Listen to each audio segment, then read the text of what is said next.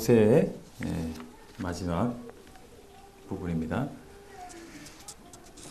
민수기 26장에서는 이제 2차, 두 번째 인구조사가 실시가 되는데요.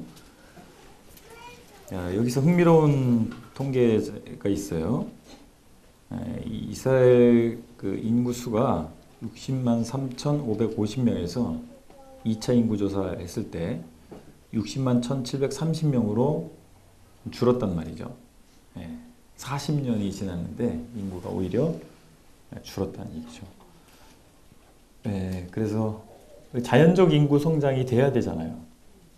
근데 오히려 줄었다라고 하는 것은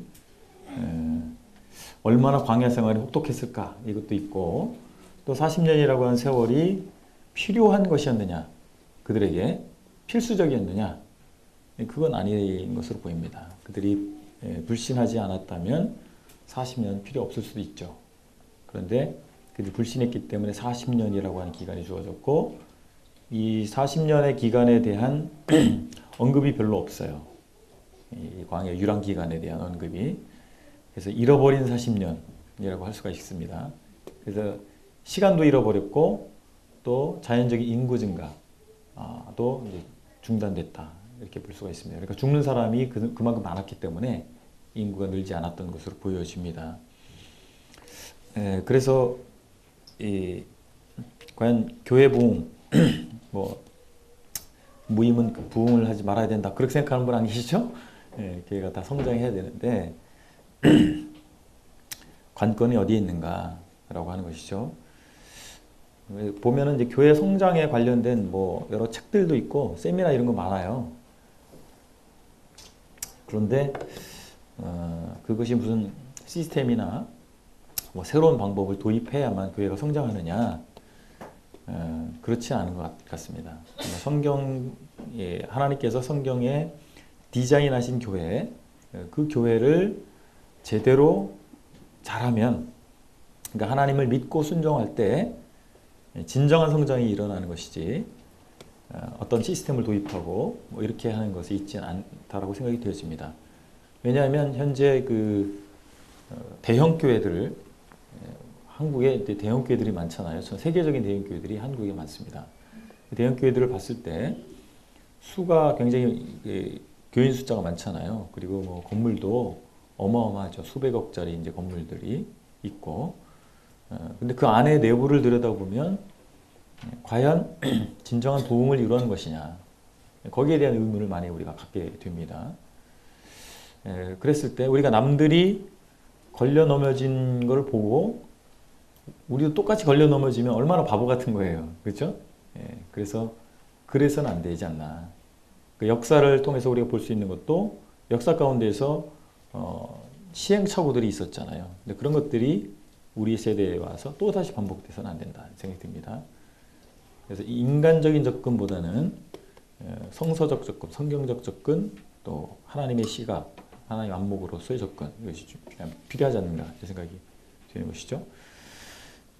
자, 그 다음에 27장에 보면 슬로바 딸들의 기업에 관한 문제가 발생을 하는데요. 이스라엘뿐만 아니라 고대 사회에서는 여자들은 인권이 없었어요. 사실은 인권이 없었고, 재산으로서의 가치 정도밖에 취급받지 못하던 그런 사회였습니다. 고대 사회가. 자, 그런데 이 슬로봇의 이 5딸들이 모세에게 와서 가나안에서 기업을 나눌 수 있는 남자가 없었던 거죠. 이들에게는. 그럼에도 불구하고 기업 분배에서 분깃을 취하게 해달라고 이제 간청을 하게 됩니다. 이렇기 때문에 이제 이 문제를 어떻게 할 것이냐. 그때 당시의 통념과 이런 기준으로 봤을 때는 불가하다, 이렇게 할 수도 있잖아요. 근데 그렇게 하지 않고 27장 8절로 9절 보면, 너는 이스라엘 자손에게 말하여 이르기를 사람이 죽고 아들이 없으면 그의 기업을 그의 딸들에게 돌릴 것이요, 딸도 없으면 그의 기업을 그의 형제에게 줄 것이요. 자, 이 판결이 나오는 것이죠. 자, 그러니까 하나님께서 그 백성을 돌아보시는 하나님께서 사람을 대하시는 방법은 통념이나 관습을 초월하는 경우가 많습니다. 그것이 통념이나 관습이 하나님의 원래의 취지, 주시고자 하는 취지에 맞지 않을 때 그것을 넘어서 요구하시죠. 기독교 선교의 역사를 보면 과거에는 이 선교사들이 가서 그 사람들의 삶을, 예를 들어 뭐 유럽 사람이 선교를 가잖아요. 그럼 그 사람들의 삶을 유럽식으로 다 바꿔버려요. 그런 식의 선교가 있었어요. 근데 요즘에는 이 선교에 있어서 새로운 이 패러다임을 얘기합니다. 뭐냐면 가서 그들의 문화를 바꾸는 것이 아니라 신앙을 전해주고 그들이 그들의 문화 가운데서 신앙을 수용할 수 있도록, 그것이 이제 생각이 전환이 된 거죠. 그러니까 문화에 대한 이해도 우리가 잘 할 필요가 있는데, 문화는 다 무조건 바꿔야 되는 거냐? 꼭 그렇지는 않습니다. 중성적인 문화들도 있거든요. 그런 문화들을 일단 그것이 복음과 하나님께서 우리에게 주신 그 진리의 말씀에 위배되지 않는다면 그 문화는 그대로 수용해주고 인정해주고 복음이 전해져야 된다라고 하는 겁니다. 그러나 어떤 문화들은 반드시 극복해야 될 또 문화들이 있잖아요. 그런 것들은 또 복음을 통해서 극복해야 될 것이겠죠. 그래서 하나님께서 이 기업을 주신 목적이 뭔가, 땅을 이제 분배해 주셨잖아요. 지파들에게. 왜 그걸 분배해 주셨을까요? 그리고 그것이 이 희년의 규례가 있잖아요. 희년의 규례. 그런 것들을 제정하신 이유가 뭘까를 우리가 잘 생각해 봐야 됩니다. 그래서 하나님께서 그들의 백성들이 그곳에서 평화로운 삶을 영위할 수 있게 하기 위해서 주신 겁니다. 그렇죠? 생육하고 번성하라고 하는 창세기의 말씀도 인간에게 이 땅에서 생육하고 번성할 수 있는 권세를 주셨다는 얘기는 그걸 목적하셨다는 얘기잖아요. 그러니까 이스라엘 백성들의 가나안 땅을 주신 것은 그곳에서 생육하고 번성하도록 하시기 위해서 주신 거잖아요. 그런데 사람들에게는 뭐가 있습니까? 죄성이 다 있잖아요. 욕심과 죄성이 있죠. 그러면 가진 자가, 힘 있는 자가 힘이 없는 사람을 뭔가 억압하고 빼앗을 수 있는 가능성이 충분합니다. 그렇기 때문에 그런 것들을 정확하게 분배해 주지 않으면 문제가 생길 수 있는 것이죠. 그런 면에서 분배를 해 주셨는데, 아들이 없기 때문에 분배를 못 받는다고 하면 그 하나님께서 분배해 주고자 하는 원래 근원적 목적과 맞지 않는 거죠. 그런 의미에서 하나님께서 그렇게 이런 부분을 모세를 통해서 해결해 주셨다라고 보여집니다. 여성의 권익을, 일종의 특례법이 신설이 된 거예요. 특례법이 신설이 돼서 여성들은 계수할 때도 카운트도 안 되는 그런 상황이었는데, 이 여자들에게도 분배를 받을 수 있는 특례법을 신설한 것이죠. 그러니까 그것은 법이라고 하는 것은 어떤 목적을 이루기 위한 수단이잖아요. 그죠? 법 자체가 목적이 아니고. 그래서 그 특례법을 통해서 이 법이 가지고 있는 한계를 보완하기 위해서 특례법이 생긴 거예요. 특례법이 만들어지는 거잖아요. 그런 의미에서 하나님께서 당시의 고대 사회에서는 용납될 수 없었던, 여성들의 권익이 전혀 인정되지 않았던 사회에서 그런 부분들을 채워주심으로 말미암아 하나님의 목적이 어떤 것인가를 드러내주셨다라고 보여집니다. 여기 36장, 민수기 36장 9절 세 번역을 제가 인용을 했는데, 여기 보게 되면 지파 유산이 한 지파에서 다른 지파로 옮겨지는 일이 없어야 이스라엘 자손 각 지파가 제각기 물려받은 유산을 그대로 간직할 수 있을 것이요. 이런 말씀을 보죠. 그러니까 빈익빈 부익부를 막는 계명이에요. 하나님께서 주신 계명은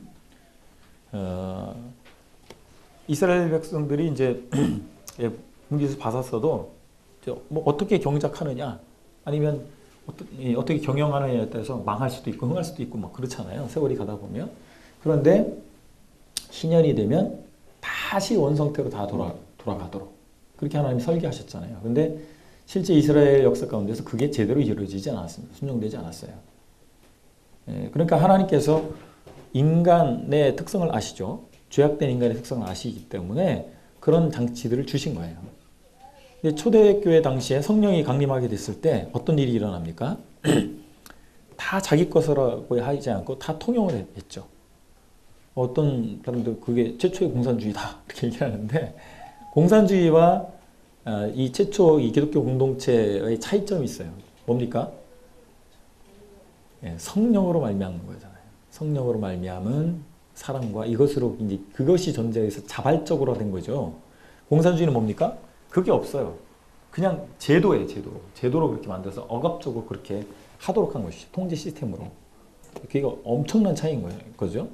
자원에서 한 거잖아요, 자원에서. 예, 우리는 지금 자본주의 세계에 살고 있잖아요. 자본주의. 근데 우리가 살고 있는 세계의 체제, 이 자본주의 체계가 지금 사회주의와 자본주의가 대립을 해서 자본주의가 승리를 했어요. 그러면 자본주의가 최고의 제도다. 여러분 그렇게 생각하십니까? 이건 인간이 만든 제도일 뿐이에요. 그런데 제가 이제 공부를 해보니까 자본주의가 시작된 게 한 12세기, 13세기부터 이제 시작이 됐다고 하더라고요, 학자들은. 그전에는 뭐 이런 자본주의가 있었던 건 아니겠죠. 근데 현대에 기독교인이, 그리스도인들이 이런 사회체제에 대해서, 사회체제와 하나님의 말씀과의 이제 말씀에 견주어 봤을 때 무엇이 더 최선일까? 라고 하는 부분도 생각해 봐야 된다. 저는 그렇게 생각합니다. 그러니까 우리는 복음만 전하고 사회나 이런 것들에 대해서는 이방인들에게 맡겨두고 우리는 오직 복음만을 위해서 해야 된다.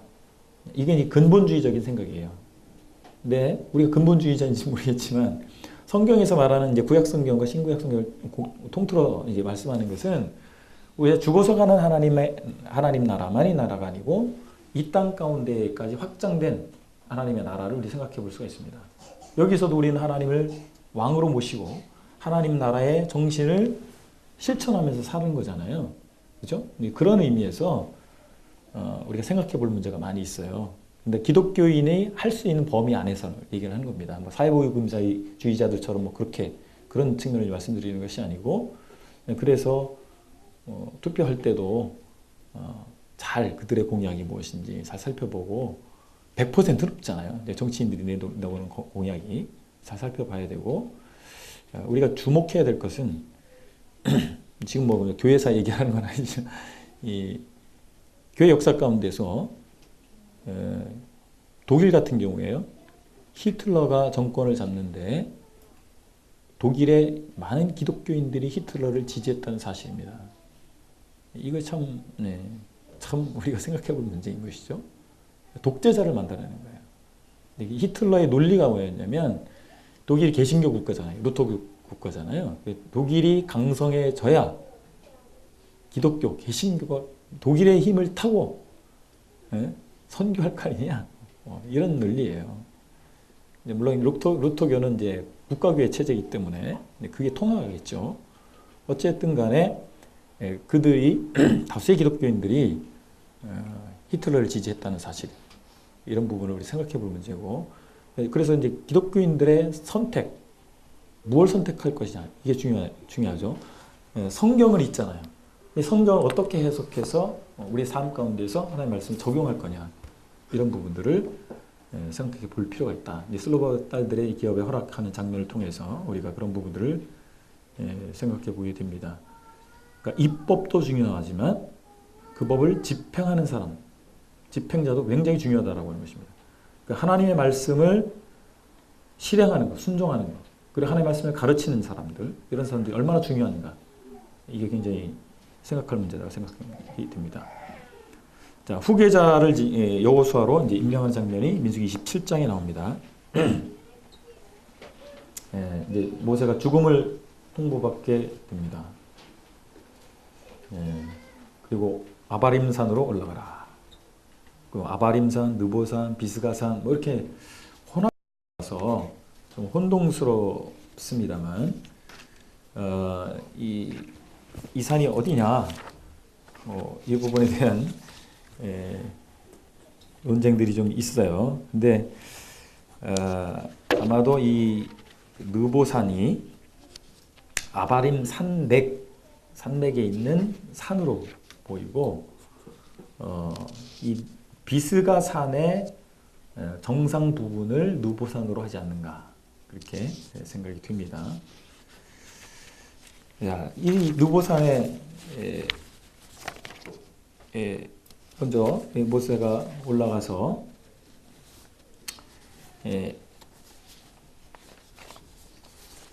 하나님 앞에 이제 탄원을 올라가기 전에 탄원을 하는데 뭘 얘기하냐면 한 사람을 이 회중 위에 세워서 그들 앞에 출입하여 그들을 인도하여 출입하게 하사 여호와의 회중이 목자 없는 양과 같이 되지 않게 없어서. 그러니까 리더십을 세워달라는 거예요. 자기가 이제 떠나가면 목자가 없는 양처럼 될 수 있잖아요. 그래서 리더십을 세워달라고 하는 그런 의탁을 하게 됩니다. 그 마지막 모습, 그러니까 우리가 열심히 하나님을 충성스럽게 섬기는 것도 중요한데 마지막 모습이 참 아름다워야 되지 않나 그런 생각이 들어요. 그런데 마지막 모습은 사실은 하나님의 일이 진행되던 것들이 중단되지 않고 이어질 뿐만 아니라 더 발전되도록 할 수 있다면 그것이 참 아름다운 모습이 아닌가 그렇게 생각이 되어집니다. 그러니까 리더십의 위임이죠. 리더십의 아주 자연스러운 위임. 이것이 잘 이루어져야 되죠. 근데 리더십이 위임이 됐는데 모세를 계승한 사람이 누굽니까? 모세의 아들이 아니라 모세의 뭐 시종이라고도 표현되어 있고 뭐 부하로도 표현되어 있는 여호수아가 됐다라고 하는 것이죠. 이거 참 의미 있다 생각됩니다. 아들이면 안 된다 이게 아니고 가장 최선의 인물, 그 회중에 가장 최선의 인물을 선택하는 방향으로 가는 것이고 어느 날 갑자기 전혀 상관없는 사람을 세운 것이 아니고 함께 늘 측근해서 그 일을 함께 했던 여호수아를 세웠다는 거죠. 여호수아는 여러 면에서 검증된 사람이에요. 정탐했을 때도 갈렙과 동일한 보고를 했잖아요. 그리고 아말렉과의 전투라든지 그런 데서 앞장서 나갔고 항상 모세 곁에서 모세 일을 돕는 이런 일을 했던 사람으로 나타나 있죠. 그래서 적합한 인물을 세우는 거 굉장히 중요하다고 생각이 되고 그리고 타이밍도 적합해야 되지 않나 이런 생각이 듭니다만 미디안 정복 내용이 나오는데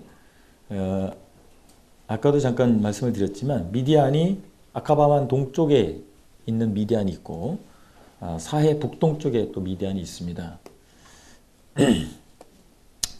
이 미디안이 왜 정벌을 당할 수밖에 없었냐면 이 모압 왕 발락과 마찬가지로 이 발람의 술책에 의해서 이스라엘 백성이 이스라엘 백성을 유혹을 해서 그들이 결국에는 이 바알의 음탕한 제의에 참석하게 됩니다. 그래서 24,000명의 희생자가 이스라엘에 발생하는 원인 제공을 한 것이 이제 바로 미디안이죠. 그래서 하나님께서 미디안을 정벌하게 되는데 아주 무섭게 정벌합니다. 거의 멸족을 시켜버립니다. 멸족을 시켜버리죠. 여자와 남자를 경마하지 여자와 아이들만 살려두도록 하는 이런 무서운 정복을 당하게 됩니다. 그리고 요단 동평 땅을 이제 분배를 해줍니다. 그것이 원래 플랜은 아니었어요. 원래 플랜은 아니었는데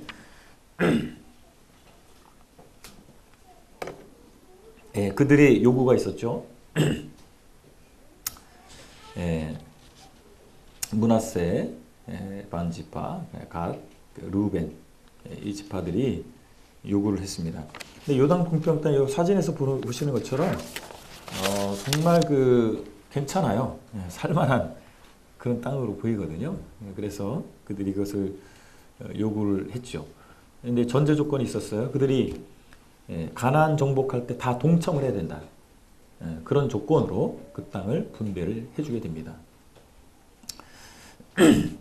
그래서 이제 어떤 일을 추진하게 될 때에 형평성과 적합성 이것이 잘못되면 그 단체가 굉장히 그 갈등에 휩싸일 수가 있습니다.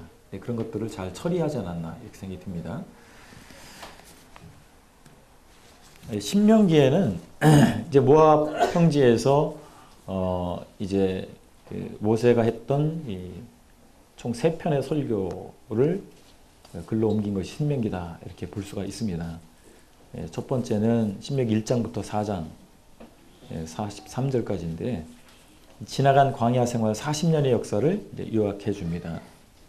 그래서 선민 이스라엘 향한 하나님의 사랑과 은혜를 강조해 주죠.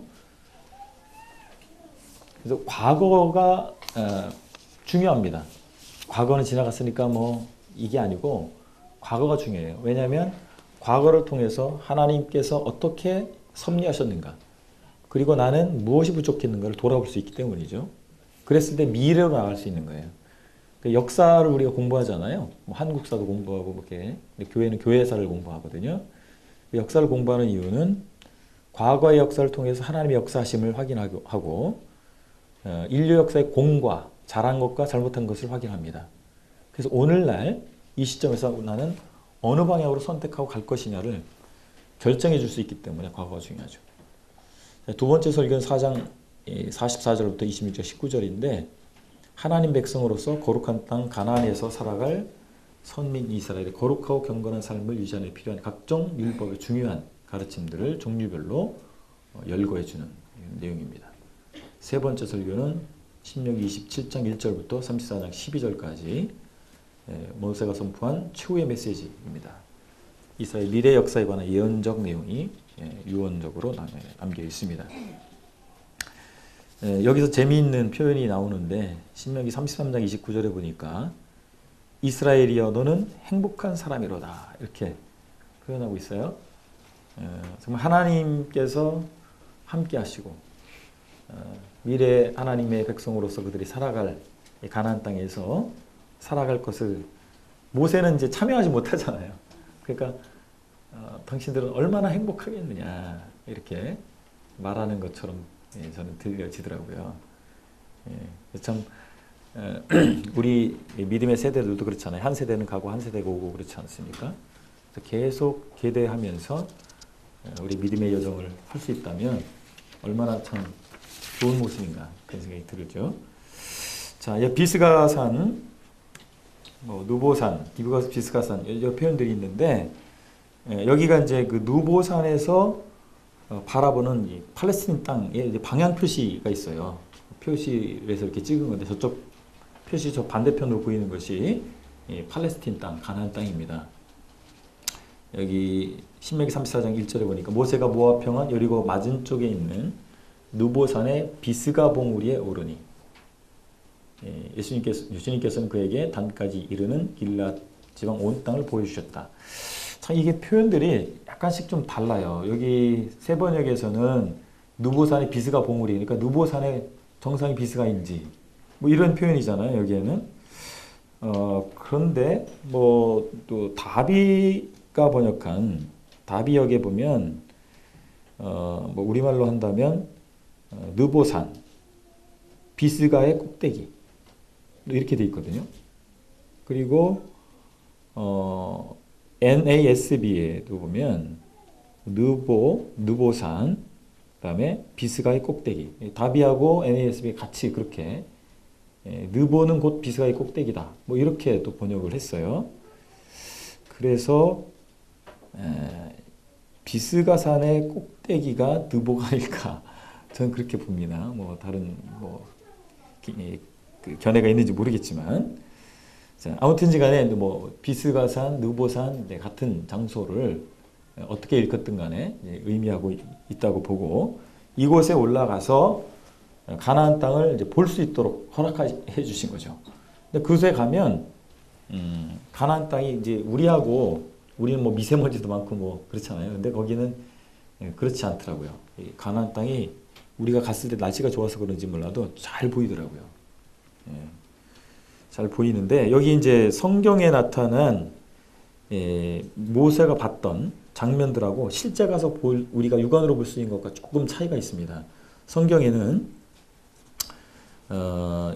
어떻게 되어 있냐면 종려의 성읍 여리고 골짜기를 포함해서 여기 소알까지라고 되어 있고 소알까지라고 하는 것은 사해의 남쪽 끝을 가리킵니다.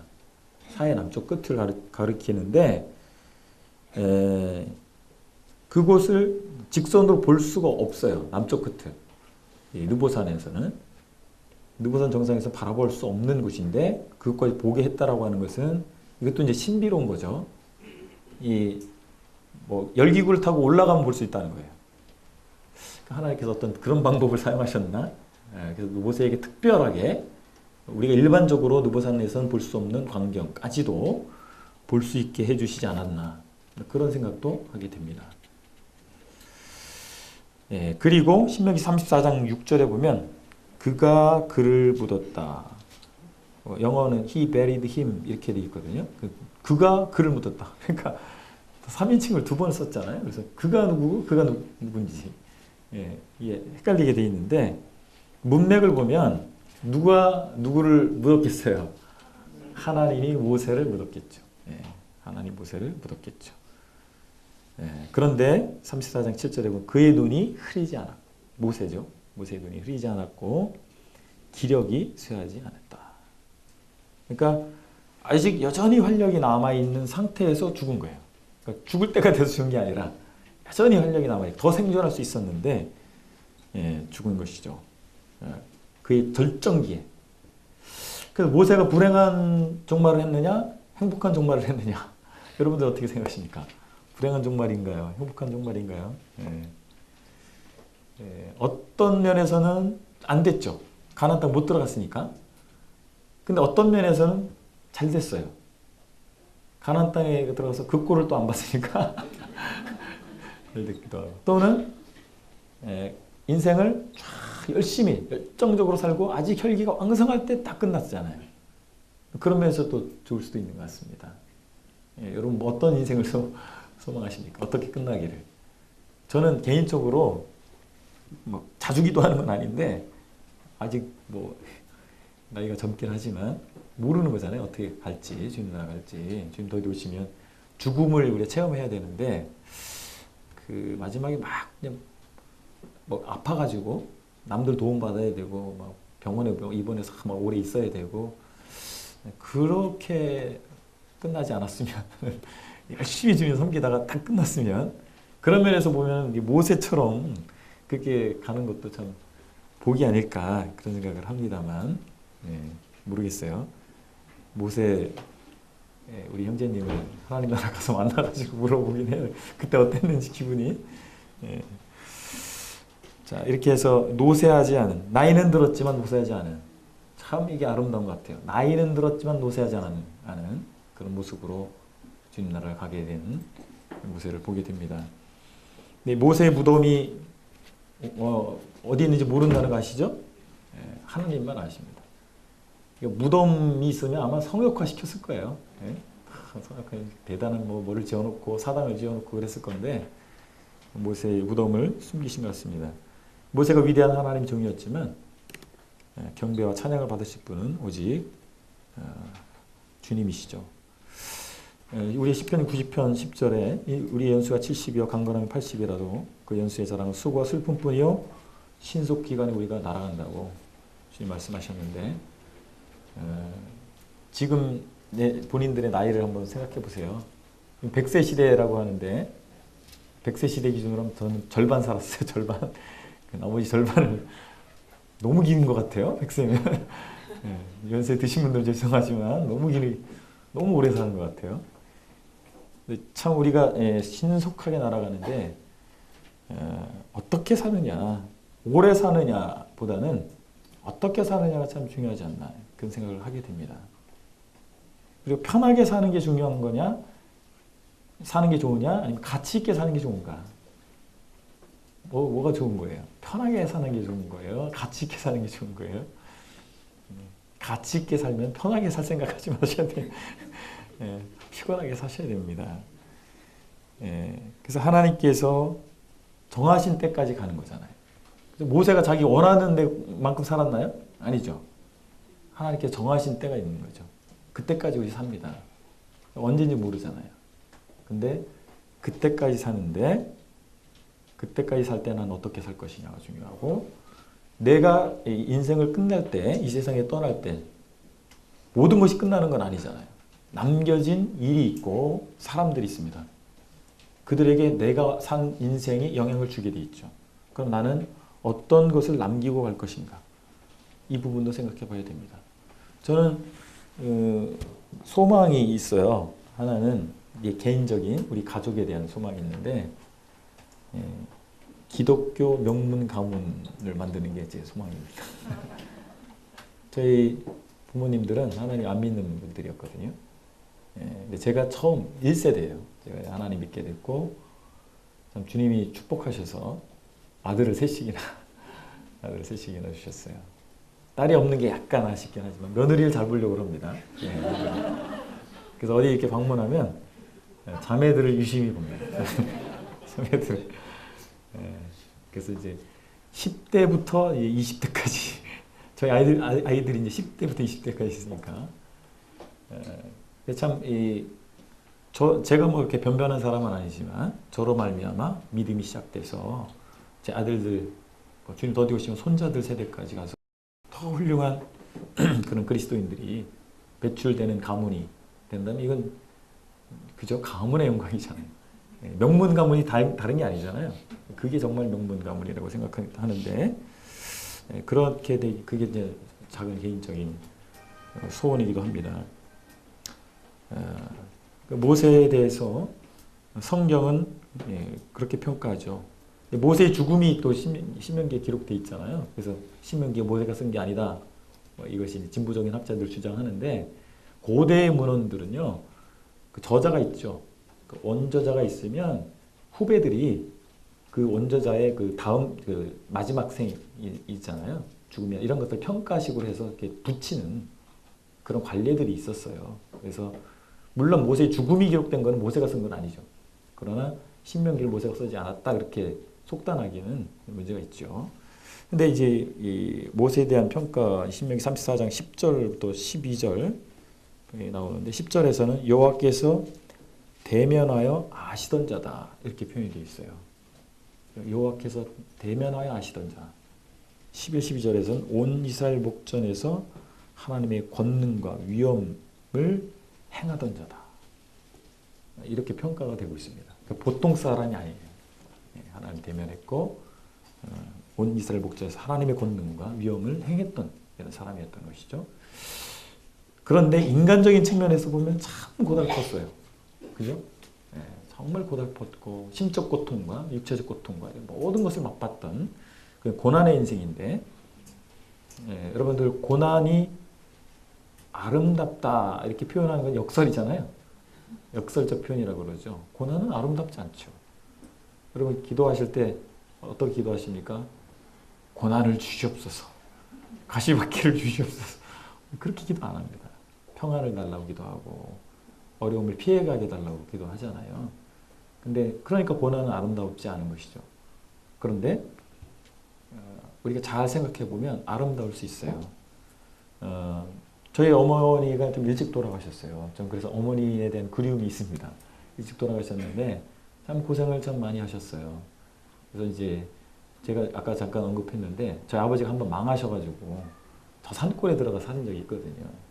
산골에 이제 빚쟁이들 피해서 돌아가 살았는데 제 아버지가 이제 거기서 그렇게 뭐 화전민으로 계속 살 수는 없잖아요. 그래서 저희 아버지는 청주에 나오셔서 일을 하시고 어머니와 저희들은 이제 그 산골에 사는 거예요. 그러니까 옛날에 그 초가집에 군불 떼가지고 이제 난방하고 밥도 하고 그러면 어떻게 합니까? 나무를 해와야 되는 거예요. 그래서 저희 어머니가 지게 지고 나무 해서 그 험한 일을 하신 거죠. 그래서 손이 굉장히 투박해지셨어요. 나중에 이제 청주에 같이 다 식구들이 나와 살았는데 항상 그 손이 부끄러우셨어요. 여자 손 같지 않은 거예요. 마디도 굵고 이렇게 막 일한 손. 그래서 이 손이 항상 부끄러우셨는데 저는 지금도 그 손이 생각이 납니다. 손의 감촉과 이 모양과 이게 다 생각이 나는데 정말 아름다운 손은 저희 어머니 손이다. 저는 그렇게 제 마음이 있어요. 그 고난의 손이 아름답습니다. 그렇지 않나요? 우리 주님의 손이 어떨 거라고 생각하세요? 목수였습니다. 그 굳은 살이 박히고 마디가 굵고 그리고 그 손이 십자가에 못 박히고 우리 주님의 얼굴이 어떤 얼굴이셨겠습니까? 이 성화라고 하는데 예수님의 그림은 참 앵글로색슨족의 아름다운 미남자 얼굴인데 실제는 그렇지 않죠. 고대 유대인의 얼굴이었고, 그리고 목수일을 오래 한 분들의 얼굴이 어떻겠습니까? 여러분 목수들의 얼굴 보실 기회 있으시면 잘 보세요. 그런 얼굴이고, 십자가형을 받기 전에 매를 맞으시잖아요. 그죠? 매를 맞으셨죠. 구타당한 거예요. 그러면 사람이 매를 맞으면요, 직접 얼굴을 맞기도 했죠. 주님은 얼굴을 맞기도 했고, 그렇기 때문에 부어 올라요. 피도 많이 흘리고, 얼굴 붓으면 퉁퉁 부어오르고, 피지, 매 맞은 자국들이 있고, 그것이 예수님의 실제 모습일 것이라는 것이죠. 그럼 결코 우리가 미학적으로는 아름답지 않습니다. 그러나 가장 아름다운 얼굴이 우리 주님의 얼굴이고, 우리 주님의 손이 가장 아름다운 손입니다. 왜 그렇게 하셨습니까? 저와 여러분들을 위해서 그 길을 가신 것이고, 그 고통을 받으신 거죠. 그 고난을 선택하신 것입니다. 주님께서 십자가에 달리기 전에 겟세마네 동산에서 기도하실 때, 아버지여, 할 수만 있다면 이 잔을 나에게서 옮겨달라고 기도하시잖아요. 그런데 나중에 수용하시죠. 아버지 뜻대로 되기를 원한다고 하시면서 그 고난을 선택하신 것입니다. 가치 있는 삶을 사는 저와 여러분들이 됐으면 좋겠습니다. 그래서 정말 고난은 고통이지만 오히려 고난이 아름답게 될 수 있다.